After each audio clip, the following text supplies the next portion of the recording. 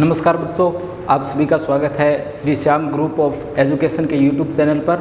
मैं विकास शर्मा एक बार फिर से आपको क्लास 1 की फिजिक्स कंटिन्यू करवा रहा हूं। जैसा कि आप सभी को पता है, अपने लास्ट क्लास के अंदर जो टॉपिक पढ़ रहे थे वो अपना टॉपिक था सदिशों का वियोजन। तो लास्ट क्लास का जो अपना टॉपिक था वो था सदिशों का वियोजन। अपने सदिशों का वियोजन पढ़ रहे थे और थोड़ा सा रिपीट कर देता हूँ। सदिशों का वियोजन जो है, अपने दो प्रकार का वियोजन पढ़ा था। एक तो अपने पढ़ा था द्विविमीय वियोजन और एक पढ़ा था त्रिविमीय वियोजन। अपने द्विविमीय की बात जो है वो कर चुके हैं। सदिशों के जो द्विविमीय वियोजन होता है उस द्विविमीय वियोजन की बात अपने कर चुके हैं। इसके अंदर अपने जो सदिश था, जैसे अपना सदिश ए वेक्टर था, इसे अपने क्या किया था, दो घटकों में विभाजित किया था। एक घटक अपना ए एक्स वेक्टर था और दूसरा जो घटक था वो ए वाई वेक्टर था। ठीक है, इसे आप ये भी लिख सकते हो, ए वेक्टर इक्वल ए एक्स आई के प्लस ए वाई जे के। ठीक है, ऐसा आप इसे लिख सकते हो। दूसरा, आप लोग अगर इसे परिमाण के रूप में लिखना चाहो तो इसका परिमाण हम लोगों ने पढ़ा था ए एक्स स्क्वायर और ए वाई स्क्वायर और इसका अंडर रूट। ये अपने पास में क्या था, ए था। इसके अलावा हम लोग इसे टेन थीटा के रूप में भी लिख चुके थे। अपने डायग्राम बनाया था, उससे अपने टेन थीटा भी ज्ञात जो है वो कर लिया था। तो आपको बस ये बातें याद रखनी है द्विविमीय वियोजन के अंदर। एक तो आपको ये कि ए एक्स वेक्टर प्लस ए वाई वेक्टर के रूप में आप लोग इसे लिख सकते हो।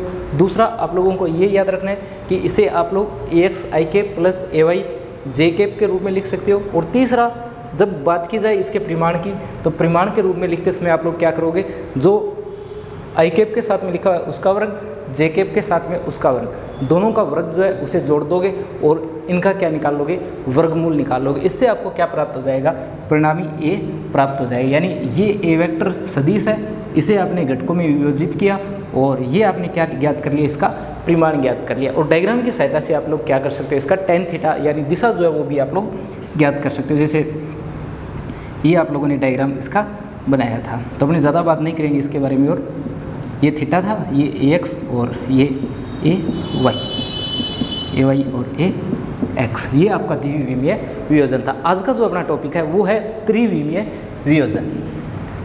तो अब अपने जो बात करने वाले हैं वो बात करेंगे सदिशों के त्रिविमीय वियोजन की। तो देखिए अपनी अब अपना टॉपिक है त्रिविमीय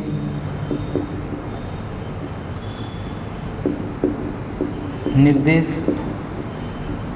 तंत्र में वियोजन। तो अपना ये टॉपिक है त्रिविमीय निर्देश तंत्र में वियोजन। इस निर्देश तंत्र में अपने को क्या करना है, इसे वियोजित करना है। तो इसके लिए आप लोग क्या करोगे, सबसे पहले आप लोग एक डायग्राम बनाओगे। अगर इस साइड में डायग्राम बना दूं तो आपको एक निर्देश तंत्र बनाना है। ये एक्स है, ये वाई है और ये आपका जेड है और ये क्या है, ओ है। इस साइड आपका कोई पॉइंट पी है और इसे आप लोग ए वेक्टर मान सकते हो। देखो, ए वेक्टर की जगह कुछ भी आ सकता है, एफ वेक्टर आ सकता है, पी वेक्टर आ सकता है। कहने का मतलब संवेग जो है उसे लिख सकते हो, या फिर आप लोग बल को लिख सकते हो, या कोई अन्य सदिश राशि इस ए वेक्टर की जगह पर लिखी जा सकती है। इस राशि के बारे में आपको बताया जाएगा और इसे आपको बस क्या करना है, घटकों में वियोजित करना है। जैसे अपने ए वेक्टर यहाँ लिखा हुआ है, तो सबसे पहला काम आपका, इसे ये त्रिविमीय है तो इसे इस प्रकार से मिला दो। जैसे इसे मैं मिला दूं अगर, तो ये कुछ इस तरीके से मिल जाता है एम, और इसे अगर मैं मिला दूं तो ये यहाँ से मिल जाता है। और ऊपर की ओर अगर इसे मिलाने की बात की जाए तो ये इस साइड मिलेगा, एम एन ओ यहाँ आ गया, पी क्यू, क्यू इसे लिख देता हूँ, आर यहाँ लिख देता हूँ। ठीक है, और इसे भी आप लोग क्या करोगे, इस तरीके से मिला दोगे। ये जो कोण है ये कितना बनेगा, अल्फा बनेगा, जो एक्स एक्स के साथ में है, जो वाई के साथ में है वो बीटा बनेगा, और जो जेड के साथ में है वो गामा बनेगा। तो अल्फा, बीटा और गामा, यहाँ पर तीन क्या बन जाते हैं, कोण बन जाते हैं, alpha, beta, gamma. X x के साथ अल्फा, वाई के साथ बीटा और जेड के साथ में जो कोण बना हुआ है वो क्या है आपका यहाँ पर गामा है। ठीक है, इन कोणों के बारे में आपको पता होना बहुत ज़रूरी है। तो सबसे पहले अपने ए वेक्टर की अगर बात करें तो ए वेक्टर को अपने क्या करेंगे, घटकों में विभाजित करें। तो ए वेक्टर के ये जो एक्स एक्स साइड की जो लाइन है यहाँ जो आएगा वो आएगा ए एक्स वेक्टर, क्या आएगा ए एक्स वेक्टर आएगा। और जो वाई एक्स वाली लाइन है, जैसे ये वाई एक्स वाली लाइन है, तो ये जो आएगा ये आएगा ए वाई वेक्टर, यानी ये कितना आएगा, ये आएगा ए वाई वेक्टर। ठीक है, और जेड दिशा की अगर बात की जाए ये आता है ए जेड वेक्टर। यहाँ ये जो है ये क्या है, ए जेड वेक्टर है। ये देखो ये इसके बिल्कुल समांतर है, तो ये भी क्या है ए एक्स वेक्टर है। और लगभग सब कुछ लिख दिया है मैंने इसके अंदर। ठीक है, तो अब देखो थोड़ा डायग्राम के बारे में आपको 3D के अंदर अगर बात की जाए तो आप लोग ये मानो कि इसे नीचे वाले को अगर छोड़ दो तो ये आपके कमरे का कोई एक कोना है।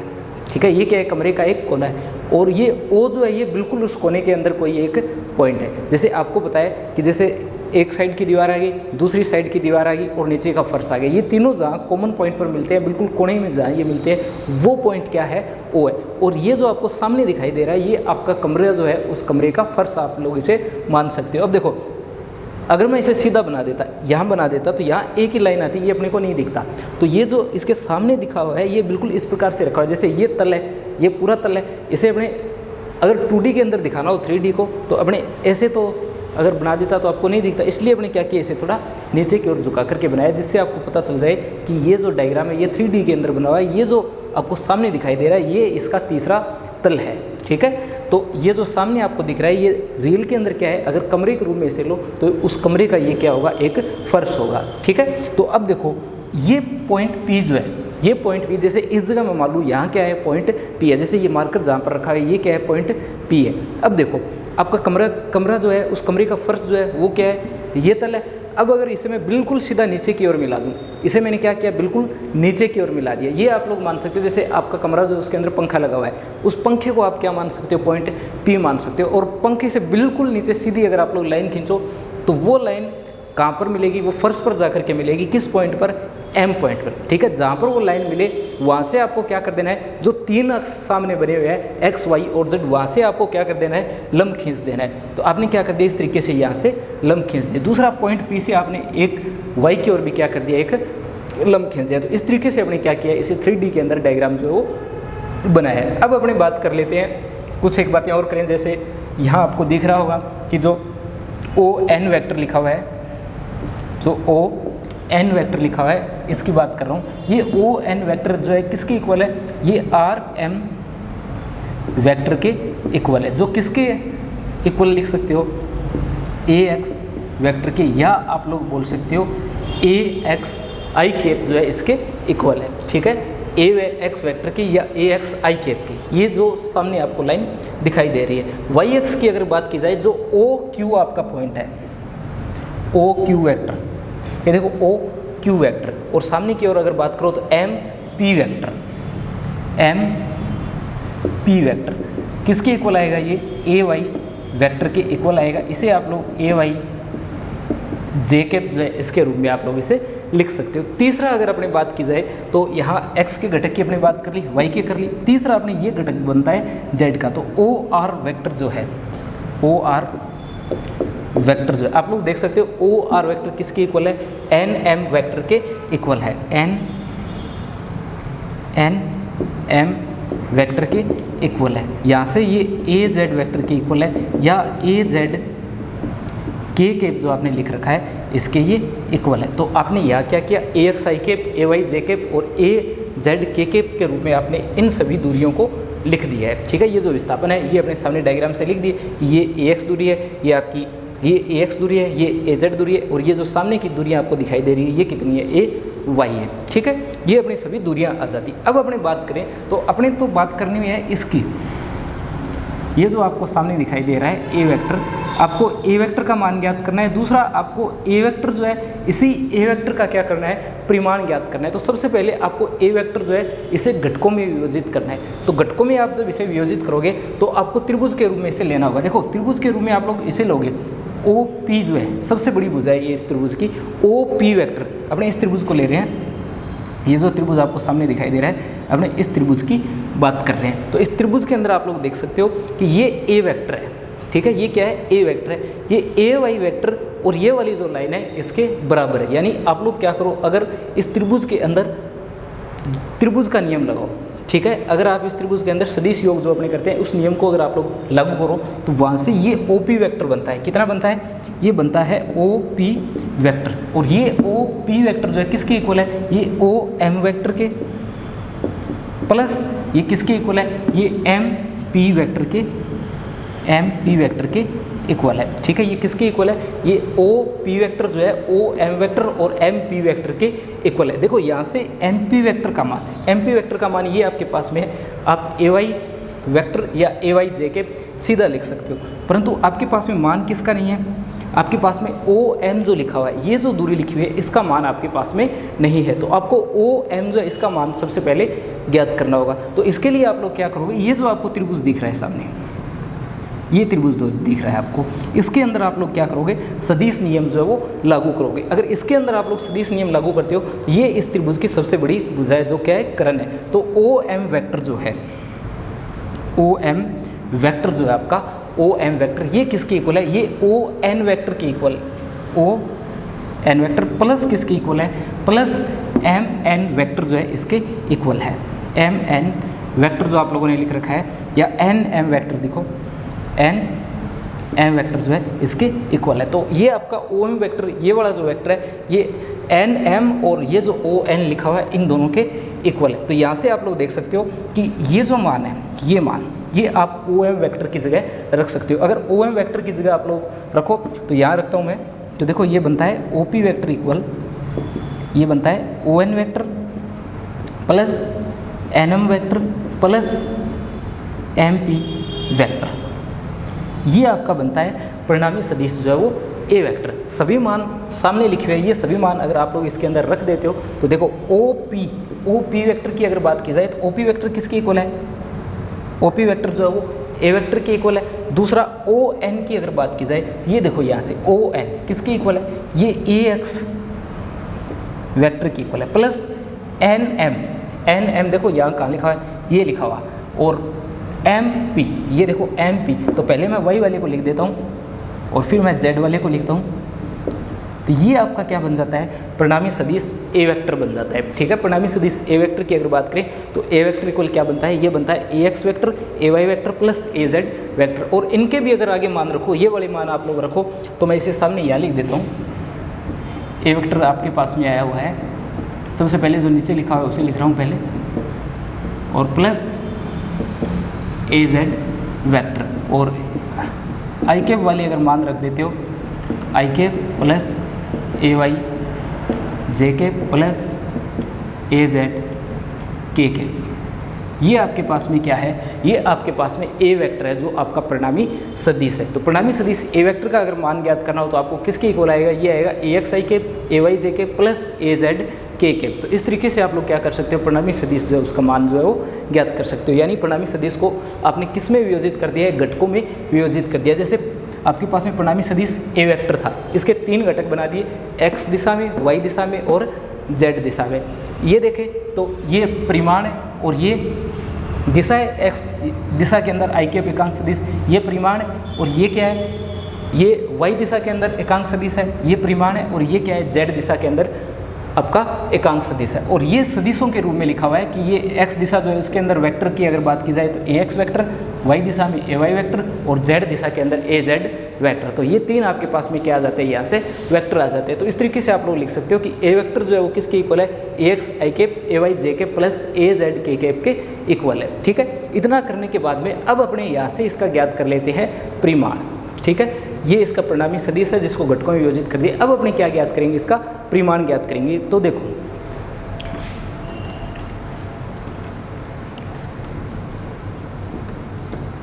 अगर इसका आपको परिमाण ज्ञात करना पड़ जाए तो आपको क्या करना पड़ेगा, तो परिमाण ज्ञात करने के लिए फिर से आपको क्या करना पड़ेगा, ये जो बड़े वाला त्रिभुज है इस त्रिभुज को आपको लेना पड़ेगा। इसके अंदर आप लोग क्या करोगे, जो पाइथागोरस प्रमेय है उसे लागू करोगे। तो आपका जो ओ पी है वो O P square, O P की जो स्क्वायर है, पी लिखा हुआ है यहाँ, ओ पी की जो स्क्वायर है वो किसकी इक्वल है, वो ओ एम और प्लस एम पी की स्क्वायर के इक्वल है। ठीक है, एम पी जो है उसकी स्क्वायर के इक्वल है। अब अपने ओ एम जो आपका लिखा हुआ है, ये जो लिखा हुआ है ओ एम, इसका मान ज्ञात करना है। इसके लिए आप लोग इस त्रिभुज के अंदर फिर से क्या करोगे, पाइथागोरस प्रमेय लागू करोगे। तो आपका जो ओ एम स्क्वायर है, ओ एम स्क्वायर है, वो आप लोग देख सकते हो कि ये ओ एम स्क्वायर किसके इक्वल है, ये इन दोनों भुजाओं के वर्गों के योग के बराबर है। यानी O N square plus N M square, और ये मान आप लोग यहाँ क्या कर दोगे, रख दोगे। इससे ये क्या आएगा, ये आएगा ओ पी की स्क्वायर बराबर ओ एन की स्क्वायर प्लस एन एम की स्क्वायर प्लस एम पी की स्क्वायर। ठीक है, तो अब अपने परिमाण ज्ञात कर रहे हैं, इसलिए ओ पी यानी परिमाण के रूप में अगर आप लोग रखते हो तो क्या आएगा, ए स्क्वायर ओ एन, ये देखो ओ एन, इसका अगर परिमाण लें तो ए एक्स की स्क्वायर आ जाती है प्लस एन एम क्या लिखा हुआ है, ए जेड, पहले वाई वाला लिखते हैं अपने, तो एम पी की बात करते हैं, एम पी क्या आएगा, ए वाई की स्क्वायर। देखो प्लस में लिखा हुआ है, तो अगर आप लोग पहले जेड भी लिख देते तो वैसे ही वो बाद में आ जाता, क्योंकि प्लस में आप लोग आगे पीछे में कर सकते हो। तो यहाँ से आप लोग सीधा सीधा ये लिख सकते थे कि ए स्क्वायर जो है किसकी इक्वल है, a x square a y square और ए जेड स्क्वायर के इक्वल है। यानी ए किसकी इक्वल है, a x square a y square और ए जेड की स्क्वायर और इसका अंडर रूट। तो परिणामी सदिश का अगर आपको परिमाण ज्ञात करना हो तो क्या आएगा, a x square plus A y square plus a Z की स्क्वायर, और फिर इसका क्या आ जाएगा, टोटल का अंडर रूट आ जाएगा। और यहाँ आपने देखा है इसका सदिशों के रूप में वियोजन। तो देखो आप लोग जब द्विविमीय की बात कर रहे थे तो द्विविमीय में सिर्फ आ रहा था a x i cap a y j cap, और यहाँ a x vector a y vector, परंतु त्रिविमीय के अंदर साथ में क्या जुड़ा है, ये जो घटक है ये एक्स्ट्रा जुड़ा है। इसी प्रकार जब आप परिमाण की बात कर रहे थे तो द्विविमीय के अंदर परिमाण आ रहा था a x square a Y की स्क्वायर, यानी ये जो घटक है ये द्विविमीय में नहीं आ रहा था, पर त्रिविमीय में क्या आएगा, a x square a y square plus साथ में क्या आएगा, ए जेड स्क्वायर आएगा। तो ये त्रिविमीय सदिशों के अंदर वियोजन आ जाता है। ठीक है, अब अपनी बात कर लेते हैं दिशाओं की। तो दिशाएं देखो कैसे अपने ज्ञात करेंगे, ये आपको याद रखना होता है कि त्रिविमीय वियोजन में ये ए वेक्टर का सूत्र है और ये परिणामी सदिश जो उसका परिमाण ज्ञात करने का सूत्र है। यहाँ से देखो और क्या कर सकते हो आप लोग,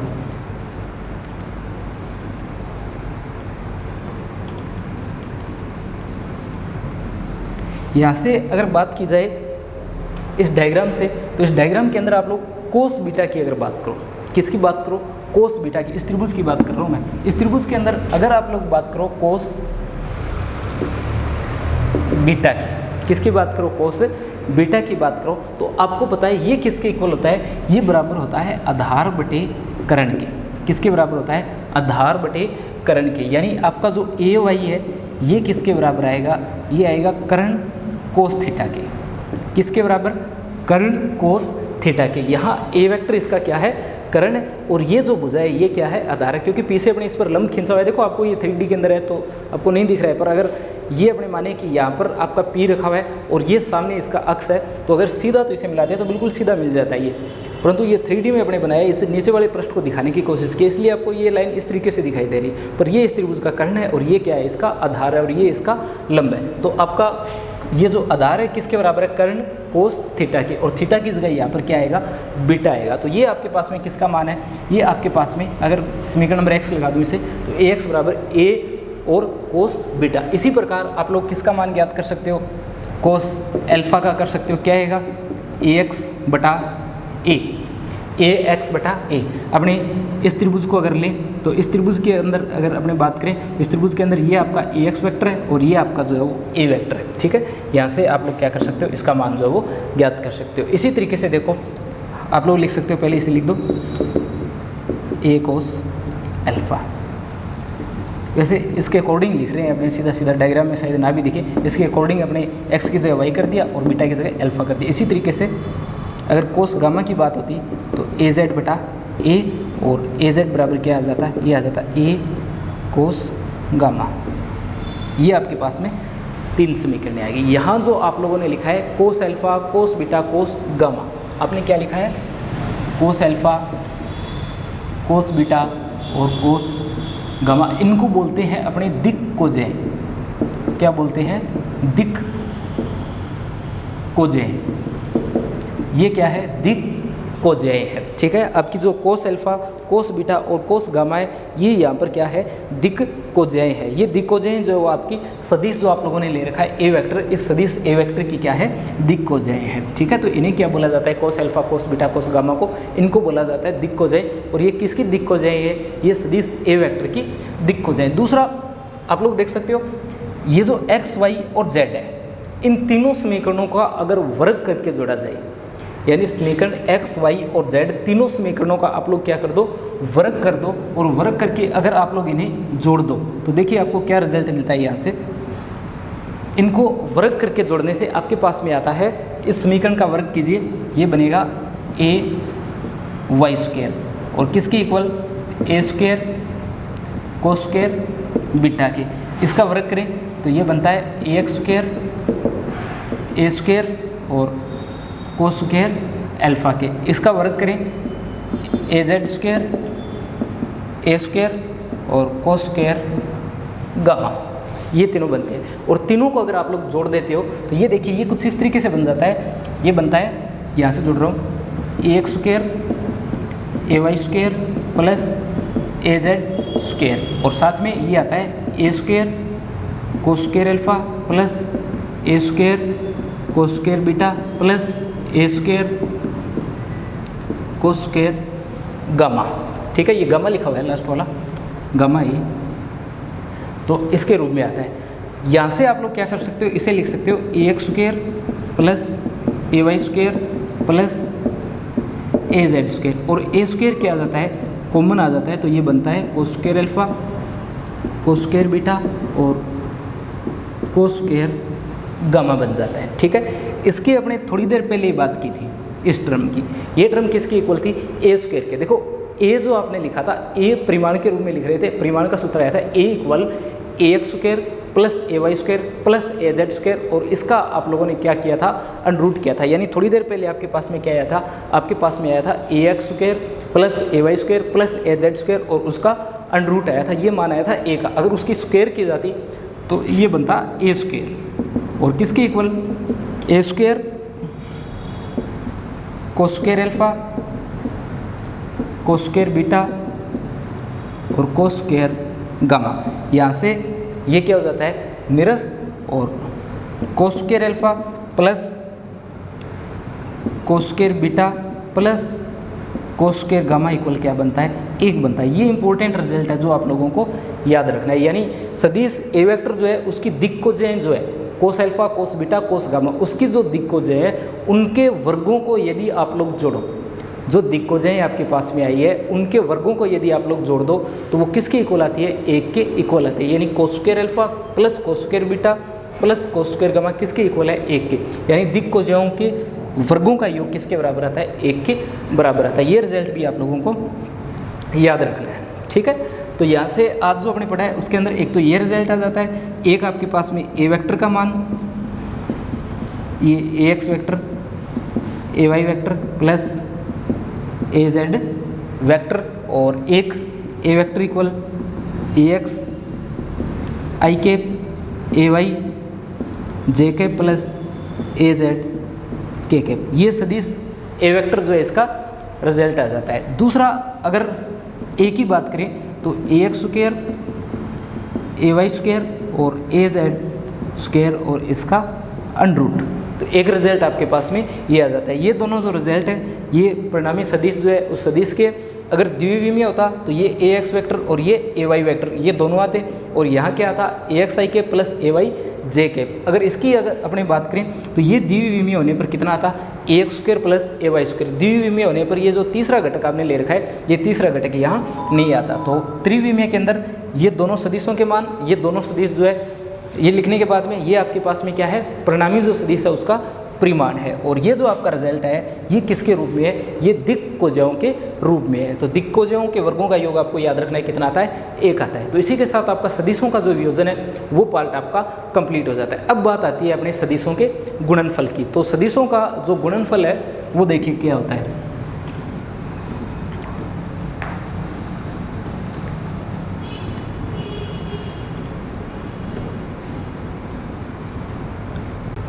देखो अब अपने जो नया टॉपिक पढ़ रहे हैं इसके अंदर वो आता है आपका सदिशों का गुणनफल। तो कुछ एक बेसिक बातें आपको जो सदिश है इनके गुणनफल की बता देता हूँ। तो आपका टॉपिक है सदिशों का गुणनफल, ठीक है। देखो सदिशों के गुणनफल की अगर बात की जाए तो सदिशों का गुणनफल आपको जितनी फिजिक्स आप लोग पढ़ोगे उसके अंदर बहुत ज़्यादा आपका ये टॉपिक जो काम में आने वाला है। तो मैथ के अंदर तो मैथ के जो स्टूडेंट है वो तो इसे काफ़ी डिटेल में आगे पढ़ने वाले हैं, पर बायो के स्टूडेंट जो है वो ये इसे सब कुछ सीखेंगे तो उनके लिए ये टॉपिक काफ़ी इंपॉर्टेंट हो जाता है सदिशों का गुणनफल। देखो सदिशों का गुणनफल जो है एक मैथ का टॉपिक है, पर फिजिक्स के अंदर आपको ये टॉपिक हर एक जगह जो है वो हमेशा काम में आएगा। तो सदिशों का गुणनफल, देखो सबसे पहले तो अपने ये बात कर लेते हैं कि ये जो गुणनफल है ये अपने यहाँ लिखा क्यों है, क्योंकि गुणनफल तो आप लोगों को करना आता है, गुणा भाग आप लोग आराम से कर सकते हो, पर यहाँ क्यों लिखा है। यहाँ लिखने की वजह ये है कि आपके पास में दो राशियाँ होती है, एक तो आपके पास में अदिश राशि होती है और दूसरी आपके पास में किस प्रकार की राशि होती है, सदिश राशि होती है। तो राशियाँ आपके पास में कितने प्रकार की है, दो प्रकार की है, एक अदिश राशि और दूसरी किस प्रकार की राशि है, सदिश राशि। तो अदिश राशियाँ जो अब तक आपके पास में थी उनका आप लोग आराम से गुणनफल कर सकते थे। जैसे देखो अगर अदिश राशियों की बात की जाए तो आपके पास में जैसे आपको दे दिया 4 और 5, इनका गुणा करो तो आपने कर दिया, ये कितना आ गया, 20 आ गया। परंतु यहाँ की अगर बात की जाए, यहाँ की अगर अपने बात करें तो अदिश राशियों, जब अपने सदिश राशियों की जब बात करेंगे तो सदिशों का गुणनफल जो है वो इस प्रकार से नहीं किया जा सकता। क्यों? क्योंकि सदिश जो राशियाँ हैं उनके अंदर एक तो परिमाण होता है, क्या होता है, परिमाण होता है, प्लस परिमाण के साथ साथ यहाँ पर क्या होती है, दिशा भी होती है। तो जो सदिश राशियाँ होती है इनमें परिमाण भी होता है और परिमाण के साथ साथ यहाँ क्या होती है, दिशा भी होती है। तो परिमाण और दिशा दोनों होने के कारण इनका गुणनफल आप लोग इस प्रकार से नहीं कर पाओगे। इसके लिए आपको सदिशों के गुणनफल की नई विधियाँ अपनानी पड़ती है, ठीक है। तो सदिशों का गुणनफल जो है वो दो प्रकार का होता है। कितने प्रकार का, दो प्रकार का। देखो कौन कौन से प्रकार होते हैं। तो सदिशों के जो गुणनफल है उन्हें दो प्रकार के गुणनफलों के रूप में विभाजित करते हैं। एक गुणनफल का नाम है अदिश गुणनफल, अदिश गुणनफल, और दूसरा जो गुणनफल है उसे अपने बोला जाता है सदिश गुणनफल। तो सदिशों का गुणनफल कितने प्रकार का, दो प्रकार का, एक तो अदिश गुणनफल और दूसरा सदिश गुणनफल। इसे अपने बोला जाता है डॉट प्रोडक्ट। क्या बोला जाता है, डॉट प्रोडक्ट या डॉट गुणनफल बोलते हैं, ठीक है। इसे बोला जाता है वेक्टर गुणनफल, वेक्टर गुणनफल। ये डॉट प्रोडक्ट और ये क्रॉस प्रोडक्ट होता है। इसके वेक्टर की बजाय आप लोग यहाँ क्रॉस प्रोडक्ट या क्रॉस गुणनफल भी लिख सकते हो, ठीक है, क्रॉस गुणनफल। और इसे स्केलर और इसे वेक्टर गुणनफल भी अपने बोलते हैं। इंग्लिश के अंदर इसे स्केलर बोलते हैं और इसे अपने क्या बोलते हैं, वेक्टर बोलते हैं। इसे डॉट प्रोडक्ट और इसे अपने क्या बोला जाता है, क्रॉस प्रोडक्ट बोला जाता है। तो कुछ एक दो बेसिक बातें आपको बता देता हूँ, फिर अपने इस टॉपिक को आगे नई क्लास में फुल डिटेल से पढ़ेंगे। सबसे पहले अपने अदिश गुणनफल पढ़ेंगे और फिर अपने सदिश गुणनफल पढ़ेंगे। कुछ एक बातें, इसे अपने डॉट प्रोडक्ट बोलते हैं क्योंकि दो सदिशों का जब गुणनफल किया जाता है तो उन दोनों के मध्य डॉट लगा करके इस प्रकार के गुणनफल को दर्शाया जाता है। जैसे आपके पास में दो सदिश है, जैसे एक ए वेक्टर है, एक बी वेक्टर है। तो इस प्रकार के गुणनफल को दर्शाने के लिए आप क्या करोगे, ए वेक्टर डॉट बी वेक्टर लिखोगे। और ये जो आपका गुणनफल है सदिश गुणनफल, इसके अंदर आप लोग क्या करते हो, क्रॉस लगाते हो, ए वेक्टर क्रॉस बी वेक्टर।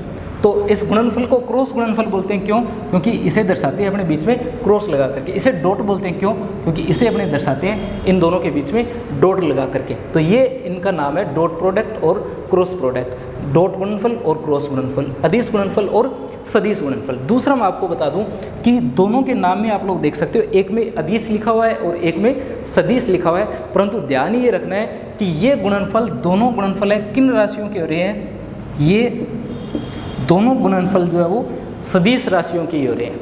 आई बात समझ में? यानी अपने ये जो गुणनफल कर रहे हैं ये दोनों गुणनफल जो है वो किस प्रकार की राशियों के हैं, ये सदिश राशियों के गुणनफल है, न कि अदिश राशियों के। यहाँ दोनों जगह कौन सी राशियाँ हैं, सदिश राशियाँ। तो इनके नाम क्यों है ऐसे, इसलिए कि जब अपने अदिश गुणनफल करते हैं तो दो सदिशों का जब अदिश गुणनफल करोगे, दो सदिशों का जब अदिश गुणनफल करोगे तो उनकी जो परिणामी आपको राशि प्राप्त होगी वो किस प्रकार की राशि प्राप्त होगी, अदिश प्राप्त होगी।